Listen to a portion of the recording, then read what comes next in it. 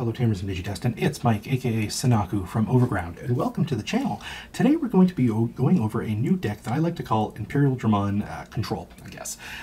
It's not quite Imperialdramon Blue, it's not quite Imperialdramon Green. It kind of takes the best of both worlds and kind of meshes them together into one cohesive strategy. So now, if you're familiar with decks that we've built in the past, early on when we started creating this channel, we built a bunch of proxy decks to explore some of the cards that were being released at the time that the channel was kind of coming into fruition. And that was most of the BT3 leaks back in October of 2020. And at that time, the Imperialdramon cards were just slowly being revealed. So we took it upon ourselves to build both versions of Imperialdramon, Blue and Green, because Imperialdramon was one of our favorite Digimon, and we wanted to really explore that archetype. So while Blue focuses primarily on jamming and kind of successive attacks and kind of chipping away your opponent's security, Green focuses more on piercing and dealing with your opponent's board kind of as it happens, and attacking over major threats to deal with their security that way as well. And what this deck aims to do is kind of take the best strengths from both strategies and put them together to create a deck that is both very good offensively with dealing with your opponent's main board and clearing it regularly, as well as dealing with that same cool successive chip damage by going after their security as often and as ruthlessly as possible. So let's go over the deck list and kind of explain what it all means. Now, a lot of these cards are going to be very familiar because they're cards that you've seen before in a million different decks, and I'm just going to go over everything as quickly as I can, kind of talk about how they help the Imperialdramon strategy itself and how they kind of advance this version's endgame of the deck. So we're going to go into our babies. So we have 4 Minnomon and 1 Argomon. Minnomon is very strong because when we're attacking one of our opponent's Digimon, this Digimon gets plus 1000. And contrary to standard Imperialdramon lists that kind of don't really care about what the opponent has up front, they're constantly kind of going for the head, just going straight for the security, this version of the deck aims to actually deal with your opponent's threats head on, because we can create situations where we have one single stack of Digimon that can attack upwards of 2 or 3 times, and instead of using those attacks to go after our opponent's security, we're actually using those attacks to deal with our opponent's threats in real time, and then kind of whittling them down slowly until it gets to a point where we can attack their security safely while not being in danger ourselves. And Minnomon really helps with that because it gives us an additional 1000 buff on top of the rest of the kind of DP buff redundancy that you see in the deck to kind of help us reach heights that could potentially just get a little bit more off the top if necessary. And the final Digi-Egg we're playing is 1 Argomon. Now, Argomon could potentially be increased in this deck. It depends on kind of how further testing kind of takes us. But Argomon is very strong in this deck because it is very aggressive and it's trying to attack as often as possible. And with that being said, if you can get your stack to survive into the next turn and it becomes unsuspended during your unsuspend phase, Argomon will give you the benefit of 1 additional memory. So that means that comboed with something like Davis, for example, we could potentially start our turn with 4 memory as opposed to the standard 3. And having multiple Argomon in play would stack, and that would increase by each unit. I do not believe that Argomon is really the best baby for this deck at this moment, but further testing might reveal itself to kind of show its value. This is one draft of many. This has kind of been my pet project ever since 1.5 dropped and I was able to get my hands on the Imperialdramon cards, and it's kind of constantly evolving and constantly shifting with every new event. So the reason I wanted to focus this deck today, just a quick aside as we talk about the cards themselves, was because it was a very successful deck today, as it just finished in the top 4 of my nightly LGS webcam locals, coming in 2nd place. And B, this is just the latest draft that helped me get there, and I wanted to showcase it tonight for you guys as well. Moving on to the rest of the list now. So the rookie lineup is pretty standard, except for a few minor spicy changes. So for Agumon, again, pretty standard, plus 1000 inheritable, good for anyone across the board. For Goblimon, this is mainly here because it's a cheap card to play at 2 cost. It allows us to kind of combo with our small Digisorption package over here. It also lets us choke out our opponent if necessary. Now, the most interesting rookie in this list is the 3 Kokuamon, and after tonight, I honestly want to bump Kokuamon up to 4. He was super invaluable. It allowed me to have a lot more layers of aggression in this deck that was actually really powerful. It's inheritable, if you're unfamiliar, is that if this Digimon is level 6 or higher, it gains security attack plus 1. And in a deck that's already aggressive enough with multiple attacks in the same turn, having multiple attacks with jamming with security attack plus 1, which is a feat that isn't quite possible in the blue standard version of Imperialdramon, is very powerful and allows you to close games out a little bit faster. Finally, the last bit of the rookies are 3 Terriermons. These are here mostly as a medical because there's a lot of memory manipulation that is still happening within the format. Terriermon allows us to outplay things like Hammer Spark, so we don't actually get to, our opponent can't activate it from their hand, and they can't actually trigger it in their security either. This also stops things like Ragnar Lordmon, for example, from gaining the 3 memory back, and it forces the opponent to potentially end their turn if that's the last card they play to go over 0. Unfortunately, it does not stop Tamer effects. It only stops effects outside of Tamers, so this would stop something like opposing Argomons as well. But it will not stop things like the memory, gainer Tamers, all the 4-cost Tamers. It will not stop anything like Kari, for example. But Terriermon is still a very strong card, specifically for the Rookie Rush matchup and specifically for Hammer Sparks. However, in this context, I think I might drop Terriermon to 2 so I can make space for the 4th Kokuamon. The champion lineup is pretty straightforward. We're playing 4 Gargomon and 4 Kabuterimon. Now, functionally, these cards are absolutely identical to one another. They both have the exact same inheritable, and that is that this Digimon gains 1000 DP for each of your opponent's suspended Digimon. The difference is that they have varying on-play costs, and they have varying DPs. So while Gargomon is a little bit less to hard cost for 4,000, Kabuterimon has a little bit more DP, and he costs 1 more. However, they both evolve for 1, and this is one benefit that this green kind of base 2 Imperialdramon has over the blue one, and that is because the blue one only has one 1-cost champion in the form of Gorillamon, whereas in green you actually have 8, you actually have 12 because there's also Vegemon as well. And while Vegemon is also very powerful in the sense that it has 6,000 DP and can potentially outplay things like Alter S, I felt in this version of the deck and kind of what this deck is aiming to do, having the redundancy of the extra copies of the exact same effect was more beneficial, so that way I can make sure that no matter how I build my Imperialdramon stacks, one of these will generally be under them. And to round out our champion lineup, we're just playing 4 Woodmon. Now, Woodmon I've been on and off with too, especially just blockers in general this format. It seems that blockers are only generally useful when we're in a heavy Rookie Rush meta or when we're in a heavy Rookie Rush event, because you need to see those blockers early to kind of prevent your opponent from rushing you and being super aggressive against you. However, in a perfect world, I think these would want to be Vegemons. That way I have extra 1-cost ramp options to kind of turbo into my Imperialdramons as quickly as possible. Next, we're going to move on to the Ultimates. So the Ultimates are pretty much functionally identical to any Imperialdramon list that you'll see. 4 Pyaldramon, 4 Dinobemon. If you're unfamiliar with them, they both have 3-cost evolutions on top of a blue or green Digimon.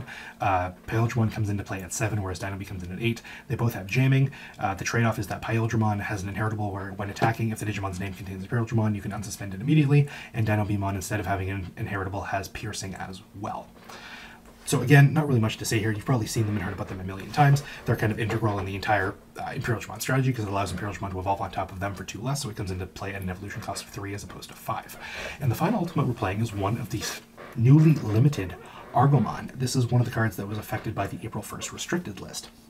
And Argomon, if you're unfamiliar, has the Digisorption keyword. So what this does is that when you were to Digivolve into Argomon itself, you can suspend another one of your Digimon to reduce its evolution cost by 3, effectively allowing you to Digivolve into it for free. And Argomon has a really neat inheritable, which is when attacking, you can play 1 level 3 Digimon from your hand suspended without playing its cost. This is very powerful because it allows us to cheat out our Kokuamons into play. Kokuamon normally would cost 4 to hard play or 1 to Digivolve. With Argomon, instead, we can actually just kind of cheat it into play suspended without having to play any of its costs because it's generally a bit more expensive than standard. Otherwise, you can also put into play something like a Terriermon, which can potentially stun your opponent and prevent them from doing any further memory shenanigans. So Argomon is here as the 9th ultimate. Normally in standard Imperialdramon lists, you would see something like a Shakuamon, for example, as an extra ultimate to kind of give you a tech option against Rookie Rush, while also being treated as a blue card that you can turn into Imperialdramon.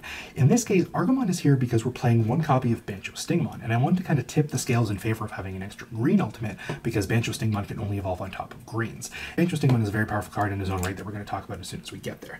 But Argomon also serves an extra purpose because it potentially helps us get into our Imperialdramon a little bit faster as well, depending on what our current board state is. So, for example, if we have a champion on board and we have a Davis, we only have our 3 memory to work with. If we evolve into the Dinobemon on top of the champion, that's 3, that goes to 0, then we evolve into the Imperialdramon on top of that, that goes to 3, our turn still ends. With Argomon, we could potentially tap another one of our Digimon, go into Argomon as the ultimate, and then we would be Digivolving Imperialdramon for 5. However, that's still cheaper than what it would normally cost to Digivolve into Imperialdramon from both stages normally for 6. So we actually give our opponent 2 memory instead of 3, and we can also go into our Mega equally as quickly. Moving on to the Megas themselves, we're playing 4 copies of the blue Imperialdramon Dragon mode and 1 copy of the green Imperialdramon Dragon mode. And each one here kind of serves a different purpose. So as we talked about at the very beginning of the deck list, this is more an Imperialdramonic control deck. And while Imperialdramon normally is super aggressive in the sense that you're going to be attacking at your opponent's face, you're going to be going for their head, going for their security as often as possible. Instead, this deck aims to use the double triple attacks you can get by comboing with Dinobemon and Pyaldramon potentially to actually go after your opponent's board state instead. Because since we have all these cool little inheritables that give our DP buffs kind of to greater heights, our Imperialdramon Dragon mode can potentially hit, 13, 14, 15, 16,000 or more, depending on how many suspended Digimon our opponent has. So what we're doing here is that Normally, blue Imperialdramon does not have DP buff, so they have a very hard time dealing with an established board. Something like going up against opposing Omnimon, for example. The only way to clear that properly and cleanly is by playing their own Omnimon on top of that, or they would have to deal with it through external sources by something like Puppamon, for example, to suppress it. And while Puppamon doesn't necessarily deal with the problem itself, it might not, the suppression that you give your opponent might not necessarily be worth it because you're giving your opponent so much memory. And they could potentially do something with their turn that kind of negates all the memory that you gave them and negates the play that you're trying to make to try to suppress them. So the way I built this deck specifically was to use the power of Imperialdramon to kind of constantly untap my jammers to give me extra attacks, to make him a huge body with all of these DP buffs, and use it to kind of attack over my opponent's Digimon, who are generally going to sit between that 12 to 15,000 range. And then once I've cleared everything up front, then I can attack the security safely because I need to deal with what my opponent is putting up against me as well. And I found that that was blue Imperialdramon's biggest weakness, dealing with established boards. And once your opponent got to a point where they had an established board, if they could stave off your attacks, you had a very, very, very difficult time getting into a winning position. So to complement that, we're playing one copy of the Green Dragon mode as well, because this version of Imperialdramon instead focuses on the piercing mechanic. So while we can still reach those same heights DP-wise, now we get rewarded by attacking over our opponent's stuff because we actually can do the piercing damage as well. The reason why we're playing multiple blue over the green is because this Digimon still has jamming. While it doesn't have piercing, it can go into the security a lot safely. Even with piercing damage, we can potentially run into a situation where we won't survive the security check with this Digimon. And that's another reason why Kukuamon is so important, because Kukuamon under an Imperialdramon Dragon mode blue allows you to do multiple checks with jamming against your opponent's security, and allows you to close out games a little bit faster because you're kind of burning resources to go through all of their stuff and get through their front lines. So once you're done with that, Kukuamon helps you close out the game a little bit faster. And Kukuamon also combos well with the piercing strategy. So finally, that brings us to the Bancho Stingmon, which is the final mega that we're playing in this draft of the deck right now. And Bancho Stingmon, if you're unfamiliar, it has piercing natively. And when attacking, if you attack a Digimon that has 12,000 or more DP, you get 7,000 plus, and you get an additional security attack plus 2. Now, again, you can combo that with Kukuamon to gain an additional security attack plus 3. However, on Digimon that already has piercing natively with security attack plus 1, that's very, very strong. And in a format where the majority of the top-end Digimon pretty much start at 12,000 or more, Bancho Stingmon is a very cool tech addition because it allows you to clear out your opponent's stuff without necessarily having to burn through and go through all of the rigmarole that you would be necessary to kind of build up an entire Imperialdramon stack. Instead, you just rely on your green ultimate specifically, and then the Bancho can kind of come out of nowhere because your opponent's not expecting it, and then you can kind of punish your opponent for going into that big Omnimon play, for example. And then to round out the deck, we're playing 2 copies of Omnimon ourselves because it's a very big statement card, and it's very important in this meta because outside of clearing our opponent's threats through sheer DP power, we also have the ability to play extra removal because our main top end is blue. So why not take advantage of the fact that we have an additional powerful form of removal that can evolve on top of a blue Digimon, get rid of any further threats that we couldn't take care of otherwise, and simultaneously giving us a double attacker on the next turn. And in combination with Kukuamon, a potential double attacker that can hit for security attack plus 1. Then to round out the deck, we're playing 4 copies of Davis. You want to see Davis as quickly and as early as possible. This kind of locks you into that permanent 3 every turn. You cannot get choked. Pretty much everything in this deck runs off of 3 memory. It pretty much guarantees you to get a single play in every turn without forcing the clock to tip over to your opponent's turn and kind of limit your plays. Davis is also very strong because it can search the entire deck. This version of the deck as well, I feel, is a bit more consistent with getting double hits off of Davis because you're playing more blue cards in a green deck, being 8, versus the potential 6 green cards in the blue version of the deck, which could be about a 4 Dino B and then maybe 2 to 3 puppets. It's your huge consistency piece. It allows you to see literally everything that you need at any point in time and helps you dig through your deck a little bit deeper and help you reach everything that you need to reach. Then the final cards we're playing are just 3 options. We're playing 2 Flower Cannon. Flower Cannon is still a very strong card to play, both in terms of being able to tap down your opponent's Digimon to run over them. It lets you tap down your opponent's blockers to run over them, or to even just surpass them to go for game. And when it's checked in your security, it's very, very, very powerful because it allows you to stop, basically end your opponent's turn, negate the rest of their attacks, of course, bearing that they don't have any blockers in play themselves.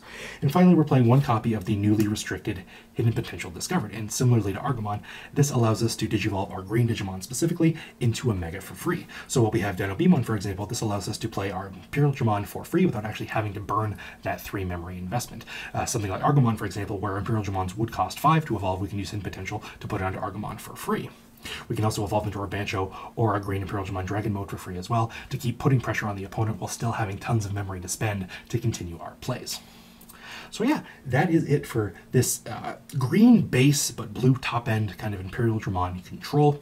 If you guys have any questions or comments, please feel free to leave one in this comment section below, and I'll be sure to get back to you as soon as I can. If you guys have any thoughts or opinions on this deck as well, if there's anything that you would want to change, or if there's anything that you think isn't correct in this current draft of deck building or theorizing as a whole, please let me know as well. If you do like what we do here at Overground, please consider liking the video and subscribing to the channel as well, and we'll be bringing you more awesome Digimon content in the future. So again, I have been Mike, aka Synaku, and we'll see you guys in the next one.